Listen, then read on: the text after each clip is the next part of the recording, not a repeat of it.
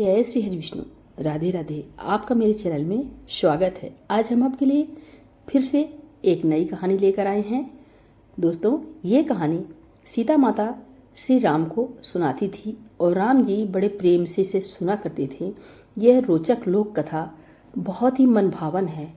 इसको सुनने से मन को सुख शांति मिलेगी और धन के भंडार भरेंगे। तो आइए सुनते हैं कथा। ये कहानी माता सीता कहती थी और श्री राम इसे सुना करते थे। एक दिन श्री राम भगवान को किसी काम के लिए बाहर जाना पड़ गया तो सीता माता कहने लगी कि भगवान, मेरा तो 12 वर्ष का नित्य नियम है, अब आप बाहर जाएंगे तो मैं अपनी कहानी किसे सुनाऊंगी। श्री राम ने कहा कि तुम कुएं की पाल पर जाकर बैठ जाना और वहाँ जो औरतें पानी भरने आएंगी उन्हें अपनी कहानी सुना देना। सीता माता कुएं की पाल पर जाकर बैठ जाती हैं। एक स्त्री आई, उसने रेशम की जरी की साड़ी पहन रखी थी और सोने का घड़ा ले रखा था। सीता माता उसे देख कहती हैं कि बहन, मेरा 12 वर्ष का नितनेम सुन लो। पर वह स्त्री बोली कि मैं तुम्हारा नितनेम नहीं सुनूंगी, मुझे तो घर जाने में देर हो जाएगी और मेरी सास मुझसे लड़ेगी। उसने कहानी नहीं सुनी और चली गई। उसकी रेशम जरी की साड़ी फट गई, सोने का घड़ा मिट्टी के घड़े में बदल गया। सास ने देखा तो पूछा कि ये किसका दोष अपने सिर लेकर आ गई हो। बहू ने कहा कि कुएं पर एक औरत बैठी थी, उसने कहानी सुनने के लिए कहा लेकिन मैंने नहीं सुनी, इसलिए यह फल मिला। बहू की बात सुनकर अगले दिन वह साड़ी और घड़ा लेकर सास कुएं की पाल पर गई।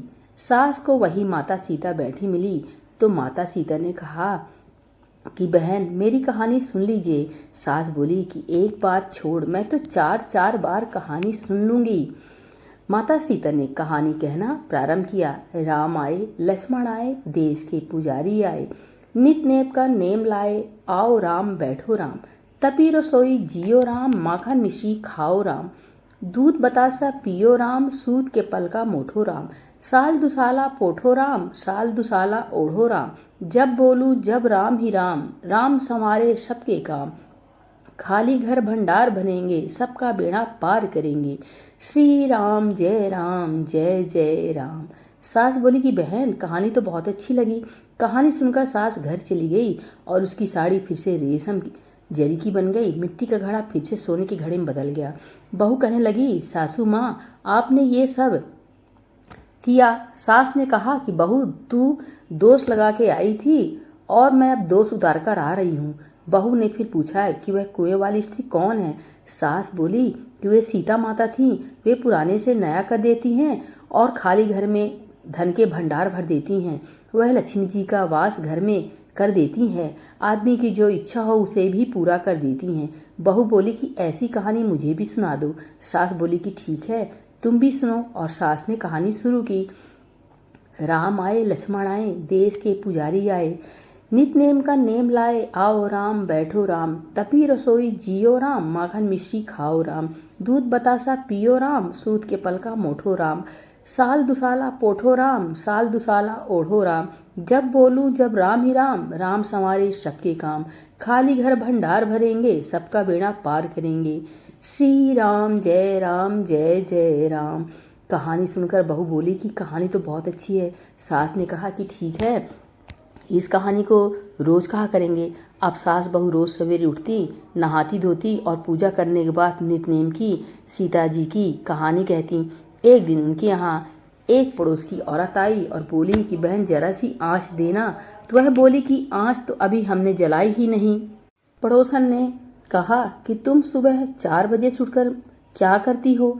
उन्होंने कहा कि सुबह उठकर हम पूजा करते हैं और फिर सीता माता की नितनेम की कहानी सुनते हैं। पड़ोसन ने उनकी बात सुनकर कहा कि सीता माता की कहानी कहने से तुम्हें क्या मिला है। वे बोली कि इनकी कहानी सुनने से घर में भंडार भर जाते हैं, सारे काम सिद्ध होते हैं, मन की सभी इच्छाएं पूरी होती हैं। पड़ोसन कहती हैं कि बहन, ऐसी कहानी तो मुझे भी सुना दो। फिर वह बोली कि ठीक है, तुम भी यह कहानी सुनो। सास ने पड़ोसन को कहानी सुनाई। सारी कहानी सुनने के बाद पड़ोसन कहने लगी, बहन, कहानी तो मुझे बहुत अच्छी लगी। अब वह पड़ोसन भी नितनेम सीता माता की कहानी कहने लगी। कहानी कहने से सीता माता ने पड़ोसन के भी भंडार भर दिए। अब तो पूरे मोहल्ले में नित्य नेम की कथा चल पड़ी। हर किसी की मनोकामना पूरी होने लगी।